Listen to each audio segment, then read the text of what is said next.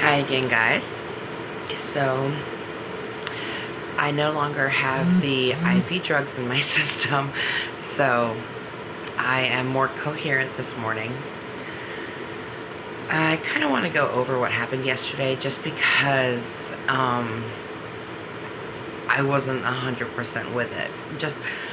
I was out, they gave me Dilaudid during wake up, and I was just so drugged last night, so I apologize. um, Again, I kind of want to go over what happened yesterday.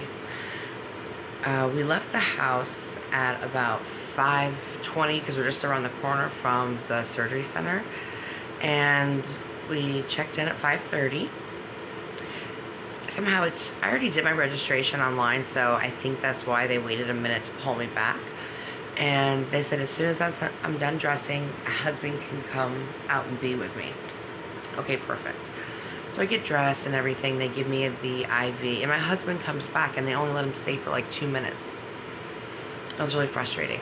And when I was there, I did, again, express to them the importance of him being in the recovery room with me, because I talk about highly inappropriate sexual things, and it is just so embarrassing. I mean, to my husband, to me, to everybody who ends up looking at him, it's just really embarrassing. So I said it's really important that we have him with me while I'm waking up so that type of thing doesn't happen. Oh my God. So I'm waking up and he's not there. I keep asking for my husband. They're like, he's not there. Luckily, I didn't say anything inappropriate. So that was good. And then after I was fully awake, they gave me apple juice. I was so thirsty because they just don't let you drink or eat anything 8 hours before surgery. So I was so thirsty. And so I drank 2 of those. And they wanted me to eat a cracker. I said I can't eat a cracker.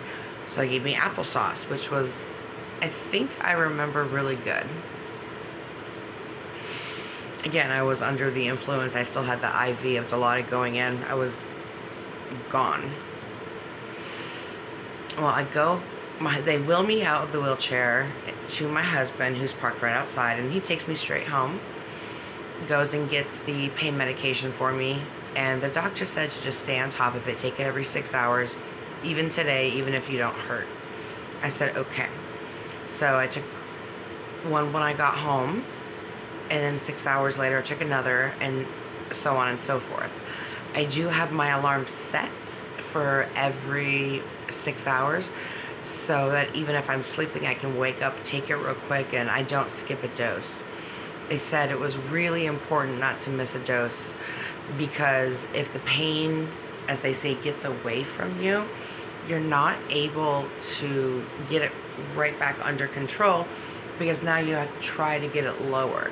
As where if you always keep it under control, it's not quite as bad.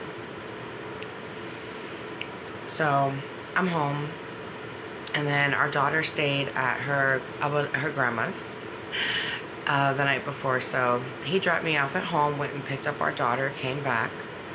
He helped me to the bathroom. He helped me stand up to go and just do anything. And he helped with absolutely everything. It was fantastic. He did everything for me. At the end of the night, it started to feel painful. I really started to feel the pain. But I still had another hour until it was, 6 hours for your next pill. So I did take some more Tylenol, because I only took a small dose before. And by the time that kicked in, it was ready for another dose of the narcotic. And I don't like them. I don't like narcotics. You can't sleep. All you want to do is run around and do stuff. It makes me so anxious and so crazy. I gotta clean everything. Everything has to be cleaned. And that's what I did last night after I woke up from my nap, from getting here. I slept for about 30 minutes. And then when I woke up, my husband was gone, because, he went to go get our daughter.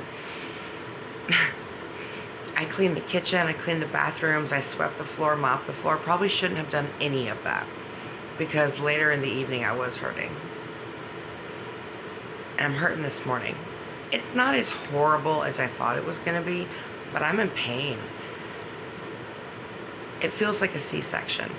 So, in the way that they did my surgery and the way they cut into me is like this is how long the C-section scar is, right?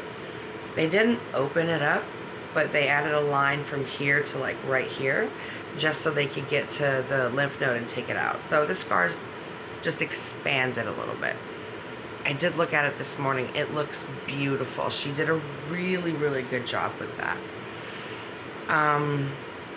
But there was some not great news when we left the hospital.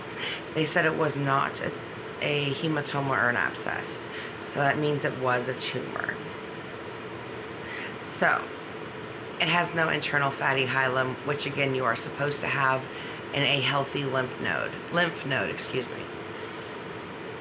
So, definitely they're for sure thinking either Hodgkin's or non-Hodgkin's lymphoma. And they've already sent over a, a pre-authorization to see oncology. So they're thinking it is cancer. I thought it was cancer the whole time. I wish they would have just listened to me 2 years ago when I expressed that this is there. Like, even if it wasn't cancerous, maybe it could have been taken out and I would have never had this issue. Because now I'm thinking I need to go through chemo and I'm going to lose my hair. This is a wig. It's my favorite wig. I put it on because I look horrible from yesterday. From when I wake up from anesthesia, I usually sweat, so I was dirty enough, everything. So I took a shower and didn't do my hair. But this is my favorite wig.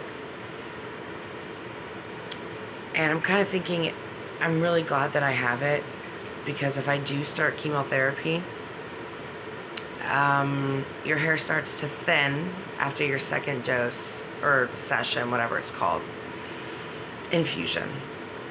And then you really notice it every other one.